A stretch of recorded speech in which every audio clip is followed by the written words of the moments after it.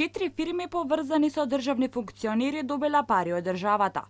Фондот за иновации дури денеска објави информации за скандалозниот проект со распределбата на државни пари, но само делумно. Иако се најавуваше расчистување на скандалот, јавноста сепак останува покуса за имињата на државните функционери, кои биле во блиска линија со структурите во фирмите.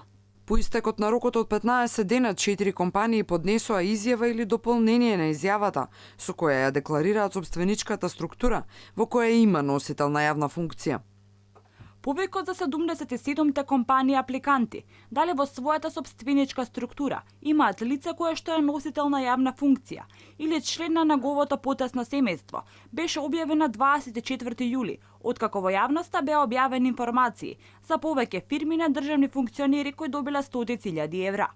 Вице-премиерот Анѓушев, пратеникот на СДСМ Хари Луквенец, советничката на премиерот Заев Цветанка Ласкова и уште неколку звучни имиња беа поврзани со доделувањето на парите на фондот, но од фондот не објавија дали токму тие се оние 4 фирми кои ги добиле овие државни пари.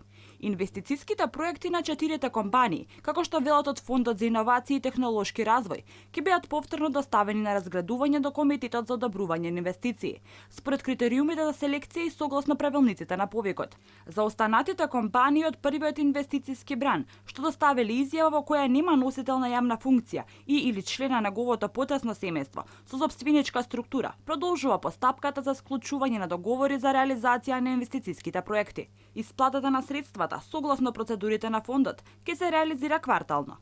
Првата рата ќе се исплати веднаш по подпишување на договорите и достава на доказ од страна на компаниите дека е уплатен нивниот финансиски удел. Остатокот од средствата ќе се исплаќа по доставен квартален извештај од компаниите за наменско искористување на средствата и реализирана контрола од страна на фондот.